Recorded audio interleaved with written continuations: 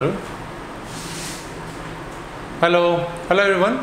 सो आज हम लोग नई क्लास में शुरू करेंगे जो क्लास 5 है आज की हमारी।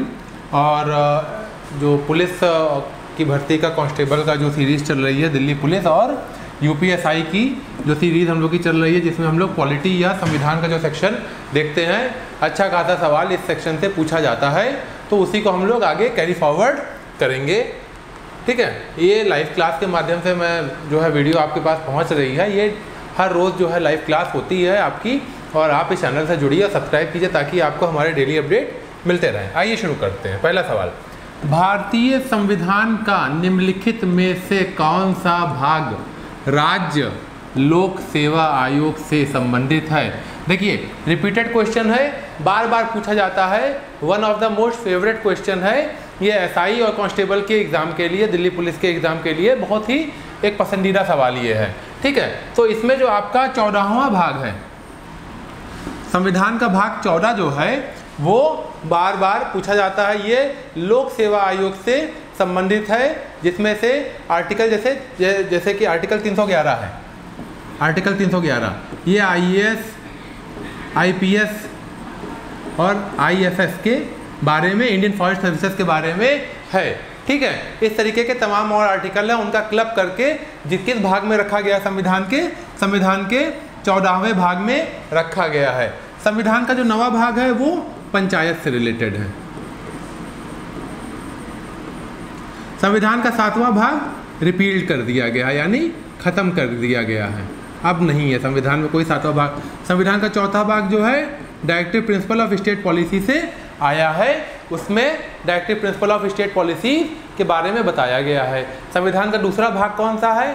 संविधान का दूसरे भाग में नागरिकता कानून के बारे में है। संविधान का तीसरा भाग जो है वो मूल अधिकार, फंडामेंटल राइट के बारे में आपका है। लेकिन सवाल क्या पूछा था, लोक सेवा आयोग किस भाग से संबंधित है? तो लोक सेवा आयोग आपका भाग नंबर 14 से संबंधित है, जिसमें आर्टिकल 311 जो है वो बहुत इंपॉर्टेंट है। उसमें क्या है, आईएएस, आईपीएस और आईएफएस के नौकरी के जो तरीके हैं, जो उनके इम्पोर्टेंट जो फैक्ट्स हैं, उसको रखा गया है। अगले सवाल पे हम लोग बढ़ते हैं। भारतीय संविधान के निम्न में से किस भाग को डॉक्टर BR अम्बेडकर द्वारा भारतीय संविधान की अनूठी विशेषताओं के रूप में वर्णित किया गया था? ठीक है, किस भारत के संविधान का जो आर्टिकल जो है, कौन सा पार्ट है जो एक बहुत ही इम्पोर्टेंट क्या हो गया, जो कौन सा ऐसा पार्ट है जो बड़ा ही अनूठी विशेषताओं के बारे में बताता है या बात करता है? डॉक्टर BR अम्बेडकर के हिसाब से, doctor BR Ambedkar steering committee के, ड्राफ्टिंग कमेटी के हेड थे। भारतीय संविधान में 13 मेजर कमेटीज थी, 8 जो है मेजर थी और 13 माइनर कमेटीज थी। ठीक है, टोटल 21 कमेटी थी। 21 में से जो ड्राफ्टिंग की कमेटी थी संविधान के उसके हेड थे डॉक्टर BR अम्बेडकर। फिर से मैं रिपीट कर दूं, 8 मेजर कमेटी थी, 13 माइनर कमेटीज थी, जिन्होंने मिलकर संविधान का निर्माण किया है, लिखा है, उसके बारे में चर्चा करके बताया है। उसमें से जो ड्राफ्टिंग कमेटी थी उसके हेड थे BR अम्बेडकर। उन्होंने कौन से भाग को जो कहा है कि अनूठी विशेषता वाला है, वो भाग 4 है। इससे पहले मैं बता चुका हूँ, भाग 4 directive principle of state policy के बारे में बात करता है। भाग 3 जो है फंडामेंटल राइट के बारे में करता है। भाग 9 जो है पंचायती राज इंस्टीट्यूशन के बारे में बात करता है। हमारे संविधान का कौन सा अनुच्छेद माल और सेवा कर परिषद से संबंधित है? हमारे संविधान का जो, जिसकी बात, क्या पता है किसकी बात आपके कर रहे हैं? माल और सेवा कर, यानी goods and service tax, GST council के बारे में बात हो रही है। इसको बाद में जोड़ा गया है, क्योंकि GST जब संविधान बना था तो GST नाम की कोई चीज़ नहीं थी, बाद में जोड़ा गया है। ये आर्टिकल 297A में GST काउंसिल के बारे में रखा गया है। आर्टिकल 280 जो है फाइनेंस कमीशन है, फाइनेंस कमीशन के बारे में बात होती है, ठीक है। आर्टिकल 110 जो है मनी बिल है, और आर्टिकल 112 जो है बजट के बारे में है, ठीक है। कॉपी पेन लेके बैठे रहेंगे तो आपके सारे क्वेश्चन तैयार होते जाएंगे, कोई दिक्कत नहीं होगी, ठीक है। तो अनुच्छेद 112 जो है आपका बजट है, 110 जो है मनी बिल है, 110 जो है मनी बिल है, 297 जो है जीएसटी काउंसिल के बारे में, 280 जो है फाइनेंस कमीशन के बारे में। आंसर कोई सवाल क्या पूछा था, सेवा कर परिषद, सेवा कर परिषद के बारे में सवाल पूछा जा रहा है, तो उसका उत्तर हो जाएगा 297A। अगला सवाल देखते हैं, भारतीय संविधान के निम्नलिखित में से किस अनुच्छेद के तहत राज्यों में विधायिका का गठन किया जा सकता था, ठीक है। कौन से अनुच्छेद के अनुसार भारतीय संविधान के राज्यों में विधायिका का गठन किया जा सकता था। तो दो चीज़ें होती हैं, राज्यों में दो चीज़ें होती हैं, विधानसभा, विधानसभा, और दूसरी होती है विधान परिषद, ठीक है। इसमें ये क्या चुनता है, एमएलए इसमें से चुने जाते हैं, इसमें क्या चुना जाता है, एमएलसी चुना जाता है। टोटल 6 राज्य ऐसे हैं, 6+1 कह सकते हो आप, जहाँ पे विधान परिषद है, बाकी जगहों पे विधान परिषद नहीं है, सिर्फ विधानसभा है। कौन कौन से वो 6 राज्य हैं ऐसे, पहला राज्य महाराष्ट्र, दूसरा कर्नाटक, तीसरा उत्तर प्रदेश, चौथा बिहार, ठीक है, पांचवा तेलंगाना,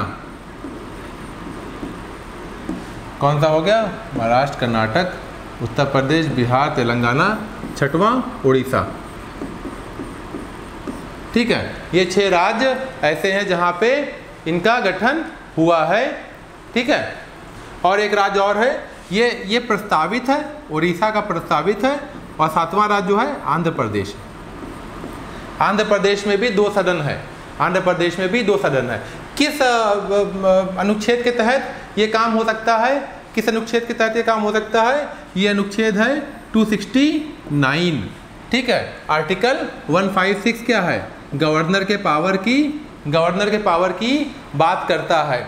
आर्टिकल गवर्नर के टेन्योर की बात करता है। आर्टिकल 156 में क्या है कि गवर्नर अपने गद्दी पर तब तक बैठा रहेगा जब तक प्रेसिडेंट उससे संतुष्ट है या खुश है, ठीक है। अनुच्छेद 366 क्या है, डेफिनेशंस हैं, इसमें डेफिनेशंस हैं, ठीक है। आर्टिकल क्या है, क्लॉज क्या है, तमाम चीज़ों की डेफिनेशन बताई गई है।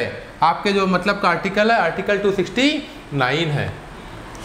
भारतीय संविधान में निम्नलिखित में से किस भाग के संघ लोक सेवा आयोग से संबंधित प्रावधान शामिल है। देखिए बहुत ही फेवरेट क्वेश्चन है आपके एसआई दरोगा का या दिल्ली पुलिस का, कांस्टेबल का, बहुत ही जनरल पूछा जाता है कि लोक सेवा आयोग किसमें है। तो लोक सेवा आयोग आपको पता है, बार बार हम लोग बात कर चुके हैं, यूनियन पब्लिक सर्विस कमीशन, इस जो है भाग 14 में है। भाग 2 जो है नागरिकता है, नागरिकता है। भाग 3 कौन सा है, फंडामेंटल राइट है, ठीक है। भाग 7 जो है रिपील हो चुका है, ठीक है। और भाग जो है 18 जो है वो इमरजेंसी से रिलेटेड है, इमरजेंसी से रिलेटेड है। भाग 18 इमरजेंसी से रिलेटेड प्रावधान है उसमें। भारतीय संविधान की किस अनुसूची में दल बदल विरोधी कानून के प्रावधान शामिल हैं। दल बदल कानून की बात हो रही है, थोड़ा विस्तार से बात कर लेते हैं। दल बदल कानून का मतलब क्या होता है, एक विधायक या एक सांसद जो मान लीजिए एक्स पार्टी से टिकट पाते हैं और वो जीतने के बाद वाई पार्टी में चले जाते हैं, ठीक है, तो ये कहा जाएगा कि इन्होंने दल बदल किया, इनकी नागरिकता को समाप्त किया जाए। क्योंकि लोगों ने एक्स को इसलिए वोट दिया क्योंकि ये एक्स पार्टी के टिकट से लड़ रहे थे, ठीक है। तो यानी कि आदमी प्लस पार्टी दोनों को वोट दिया। अगर वो पार्टी छोड़ के आदमी दूसरे दल में चला गया तो उसने लोगों के वोट के साथ इंसाफ नहीं किया, उसको जो है दल बदल कानून के तहत हटाना चाहिए। ये दल बदल कानून बोलता है। ये इसको कहते हैं, ये किस शेड्यूल में आता है? ये आता है अनुसूची 10वां, शेड्यूल 10। इसको दल बदल कानून को इंग्लिश में क्या कहते हैं? एंटी डिफेक्शन लॉ, अंग्रेजी में इसको कहते हैं एंटी डिफेक्शन लॉ। ठीक है, इसमें कुछ छूट भी है। मान लीजिए 2/3 से ज़्यादा लोग अगर एक किसी दल को छोड़ के दूसरे दल में जा रहे हैं, ठीक है, तो उसको दल बदल कानून के तहत उनको रिजेक्ट नहीं माना जाएगा, या उनको जो है ये नहीं माना जाएगा कि उन्होंने दल बदला। यानी कि पूरा का पूरा दल, अगर एक दल जो है वो एक दूसरे दल में विलय हो रहा है तो उसको इसके तहत नहीं माना जाएगा। इसी तरीके से आजकल की जो पार्टियां हैं, अगर वो लेती हैं किसी पार्टी के एमपीज़ को तो पूरा का पूरा दल ले लेती हैं। मतलब मान लीजिए अगर किसी पार्टी के पास में 99 एमएलए या एमपी हैं, अगर मान लीजिए उसके 66 एमएलए या एमपी किसी और पार्टी में चले जाएं, ठीक है, तो इसको ये नहीं माना जाएगा कि इन्होंने दल बदल किया है, इनको ये इस कानून से बचे हुए रहेंगे। चौथी जो नवी अनुसूची है उसके बारे में मैंने इससे पहले वाले वीडियो में चर्चा की थी, ठीक है। और 7वीं अनुसूची में 3 लिस्ट हैं। शेड्यूल 1, शेड्यूल 7 में 3 लिस्ट हैं, यूनियन, स्टेट और कॉन्करेंट। इसके बारे में मैं 7वीं अनुसूची के बारे में और डिटेल में मैं अभी बात करूंगा थोड़ी देर बाद में, ठीक है। तो जो दल बदल कानून है वो 10वीं अनुसूची का हिस्सा है। जैसे कि मैंने आपको डिटेल बता दिया है कि 10वीं अनुसूची के क्या क्या नियम व प्रावधान हैं। भारतीय संविधान के किस अनुच्छेद के तहत भारत के सर्वोच्च न्यायालय की स्थापना हुई है? ठीक है, भारत के कौन से तहत हुई है? अनुच्छेद 124, अनुच्छेद 124 के तहत कानून की स्थापना हुई है, ठीक है। ये कौन से भाग में है? भाग 6 का ये हिस्सा है। आर्टिकल 144 क्या कहता है? आर्टिकल 144 ये कहता है कि जितने भी नीचे के कानून है, सदस्य हैं, कोर्ट्स हैं, वो सुप्रीम कोर्ट को हेल्प करेंगी प्रमोट करने में, उनके एस्टैब्लिशमेंट में हेल्प करेगी। आर्टिकल 113 क्या है? ग्रांट इन एड है, ग्रांट इन एड की बात करता है। सुप्रीम कोर्ट की स्थापना कौन से कानून के तहत हुई थी? सुप्रीम कोर्ट की स्थापना गवर्नमेंट ऑफ इंडिया एक्ट 1935 के तहत हुई थी। इस्टेब्लिश कब हुआ था सुप्रीम कोर्ट? 1937 में इस्टेब्लिश हुआ था, ठीक है। मुख्य बात मैंने आपको बता दिया। भारतीय संविधान का निम्नलिखित में से कौन सा अनुच्छेद राष्ट्रीय आपातकाल से संबंधित है? देखिए 3 तरीके के आपातकाल होते हैं, ठीक है। 352 को राष्ट्रीय आपातकाल कहते हैं, आपातकाल कहते हैं। 356 को राज्य आपातकाल और 360 को आर्थिक आपातकाल, आर्थिक आपातकाल। आर्थिक आपातकाल की बात होती है, ठीक है। 331 में क्या है? 2 एंग्लो इंडियन को एमपी बनाना है लोकसभा का, लोकसभा में नॉमिनेटेड करना है 2 एंग्लो इंडियन को। ये 331 उसके बारे में है। 3 तरीके की आपातकाल होती हैं। तो जो पूरे देश में जब आपातकाल घोषित होता है, जैसे कि मान लीजिए किसी देश ने हम पे हमला कर दिया, तो उसको आपातकाल जो घोषित किया जाएगा उसको राष्ट्रीय आपातकाल कहेंगे।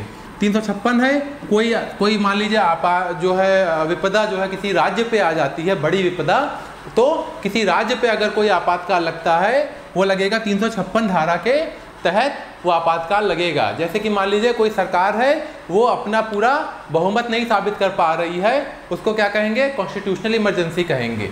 ठीक है, इस तरीके की कई और इमरजेंसी लगाई जा सकती है राज्य के तहत, सेंटर के तहत राज्य में। उस कंडीशन में क्या होता है, केंद्र सरकार राज्य सरकार के पूरे एडमिनिस्ट्रेशन को अपने अंदर सब्स्यूम कर लेती है। प्रेसिडेंट के माध्यम से गवर्नर जो है सरकार चलाता है, या इसको उल्टा कर लीजिए, गवर्नर जो है प्रेसिडेंट सरकार चलाता है गवर्नर के माध्यम से। और 360 जो है आर्थिक इमरजेंसी की बात करता है। ये आज तक इतिहास में भारत के कभी 360 नहीं लगा है, जबकि सन 1991 में ये उम्मीद थी कि भारत में जब विदेशी मुद्रा संकट आया था कि आर्थिक आपातकाल लगा दिया जाएगा, लेकिन 360 आपातकाल नहीं लगाया गया। 331 क्या है? 331 दो एंग्लो इंडियंस को, एंग्लो इंडियन यानी कि जिसके माँ बाप या माँ में से कोई एक, या बाप में से कोई एक, या दादा में से कोई एक, या दादी में से कोई एक एंग्लो इंडियन यानी ब्रिटेन का सिटीजन हो, तो उनको क्या है, रिप्रेजेंटेशन वगैरह मिल सके। ये समझ लीजिए कि हम लोग का अंग्रेजों को एक आखिरी सलामी है एक तरीके से। भारतीय संविधान का निम्नलिखित में से कौन सा अनुच्छेद कुछ निश्चित मामलों में गिरफ्तारी और निरोध के विरुद्ध संरक्षण के संबंधित है? ठीक है, तो अलग अलग अनुच्छेद की बात हो रही है इसमें। जो इसमें अनुच्छेद 21 है वो लाइफ और लिबर्टी के बारे में है। आपके जीवन का अधिकार है, आपका जीवन बिना किसी वजह से कोई नहीं ले सकता है, ये आपका मौलिक अधिकार है, ये कहता है आर्टिकल 21। आर्टिकल 21 में तमाम तरीके की चीज़ें कवर है। राइट टू इन्फॉर्मेशन भी इसी से कहीं ना कहीं जुड़ा हुआ है। राइट टू स्लीप, सोने का आपका अधिकार भी एक मौलिक अधिकार है जो आर्टिकल 21 में कवर है। आर्टिकल 24 क्या है? बच्चों का शोषण नहीं होगा, चाइल्ड एक्सप्लॉयटेशन के खिलाफ है। ठीक है, उनको फैक्ट्रीज वगैरह में नहीं लगाना है।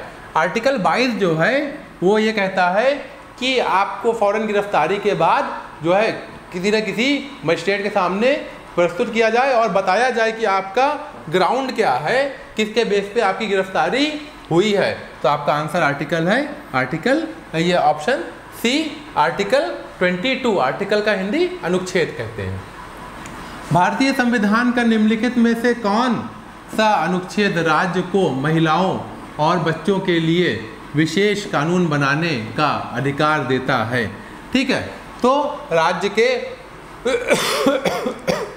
जो आर्टिकल 17 है, आर्टिकल 17 है, ये भेदभाव छुआछूत की बात करता है, छुआछूत का विरोध यानी अनटचेबिलिटी के ऊपर।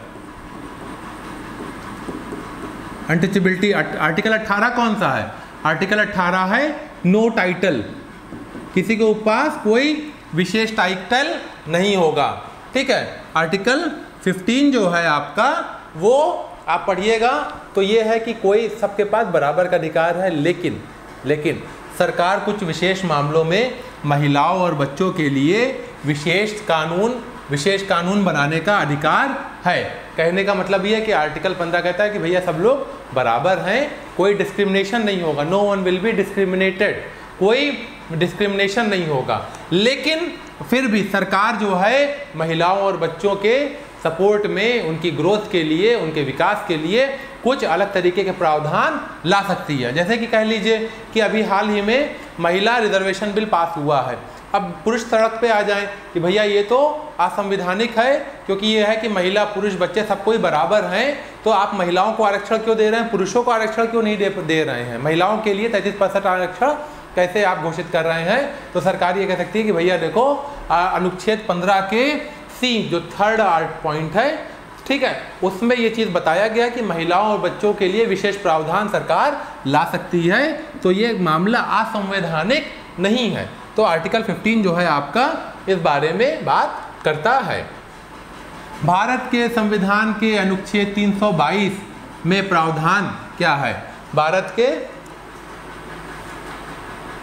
332, तो ये जो है एससी के लिए, एससीओ के लिए, पिछड़े जाति जो है, शेड्यूल कास्ट के लिए, एंग्लो इंडियन के बारे में, जनजाति क्षेत्र का कल्याण, राज्यों में विधानसभाओं में जा के लिए सीटों का आरक्षण।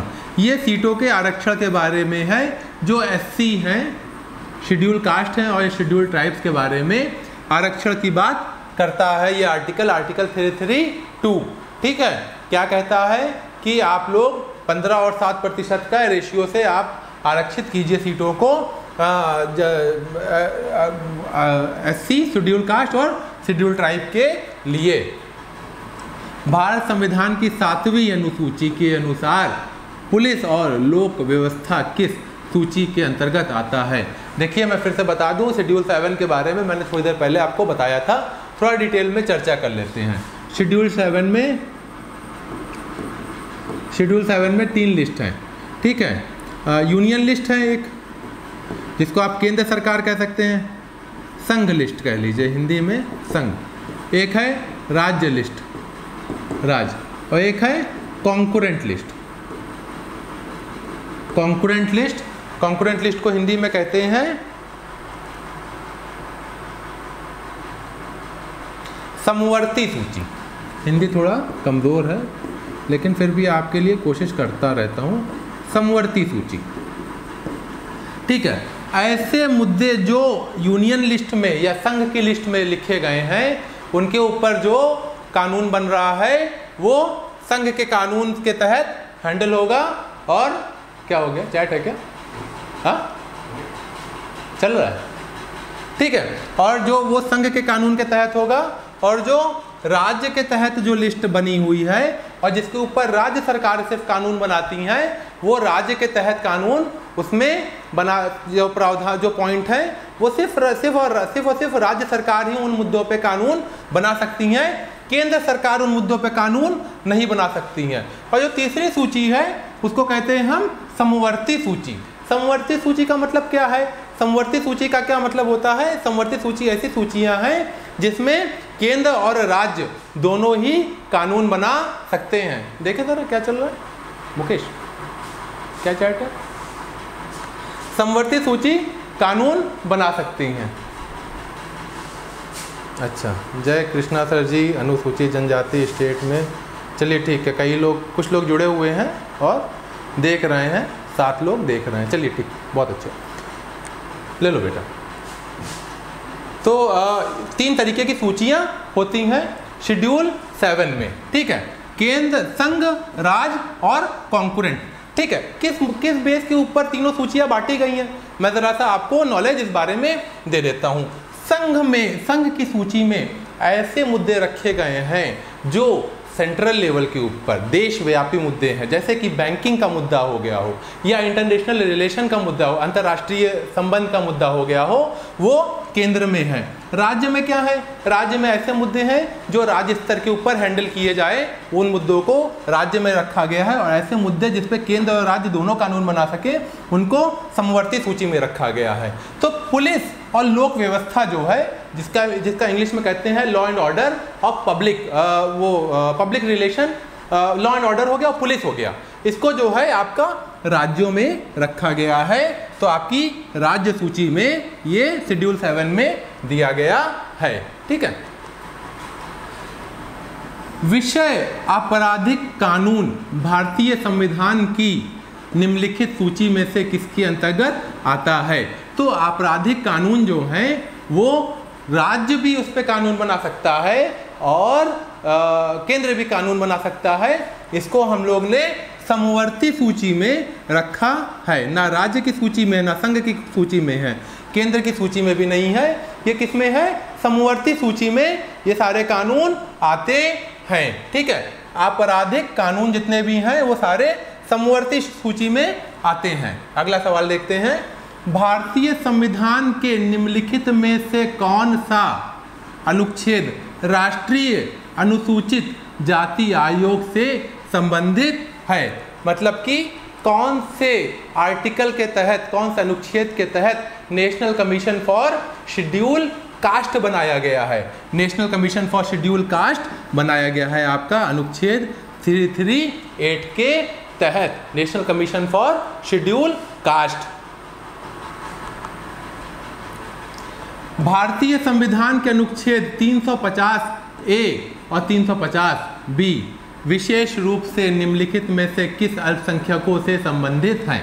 ठीक है, तो जैसे क्या है, जब संविधान बनाया जा रहा था तो गांधी जी और बाकी तमाम लोगों का ये कहना था कि जो लोकल लोग हैं, जो रीजनल लोग हैं, उनकी भाषा में ही उनको प्राइमरी एजुकेशन मिलनी चाहिए। ठीक है, माना कम संख्या में भी हैं तब भी उनको मिलनी चाहिए मदर टंग में। ठीक है, उनको जो है प्राइमरी एजुकेशन मदर टंग में मिलनी चाहिए। इस चीज़ को प्रमोट करने के लिए, सपोर्ट करने के लिए ये आर्टिकल 350A और 350B डाला गया था। इसमें क्या है, अगर मान लीजिए आप कर्नाटक में पैदा होते हैं, कर्नाटक में मूल भाषा जो है कन्नड़ है, ठीक है, आपको संविधान अधिकार देता है कि आप अपनी प्राइमरी एजुकेशन कन्नड़ भाषा में आपको मिले। ये आर्टिकल 350B के तहत आपका विशेषाधिकार है। और ये किसको है? भाषाई अल्पसंख्यकों को ये इस तरीके का विशेषाधिकार है। ठीक है, तो 350A और 350B किस तरीके के अल्पसंख्यकों के लिए है? भाषा के अल्पसंख्यकों के लिए है। भाषा के अल्पसंख्यक कौन है? भाषा के अल्पसंख्यक वो हैं, जैसे मान लीजिए किसी एरिया में हिंदी बहुत ज़्यादा लोग बोलते हैं, तो और उस भाषा वहाँ पे कोई एक बी भाषा बोली जाती है और वो बी भाषा के लोग कम हैं बोलने वाले, तो उसको कहेंगे बी भाषा के लोग जो है भाषाई अल्पसंख्यक हैं। इसी के तहत मैं थोड़ा सा और आपको बता दूं, एक शेड्यूल है, शेड्यूल 8 में भाषा के ऊपर ये शेड्यूल है। ठीक है, इस शेड्यूल में टोटल कितनी भाषा है? टोटल 24 भाषाएं इस शेड्यूल में हैं। 2009 में एक संविधान संशोधन हुआ था, उसमें 4 भाषाओं को बाद में जोड़ दिया गया था। तो अब जो है टोटल शेड्यूल 8 में 24 भाषाएं हैं, जिसका संरक्षण और प्रमोशन सरकार की जिम्मेदारी है। ठीक है, चलिए यहीं तक का मामला आज का था। यहीं पे हम लोग मामले को एंड करते हैं और उम्मीद है आप लोगों को पसंद आया होगा। ठीक है, और अगले क्लास में हम लोग इसके आगे का क्वेश्चन देखेंगे। Thank you so much for watching this video.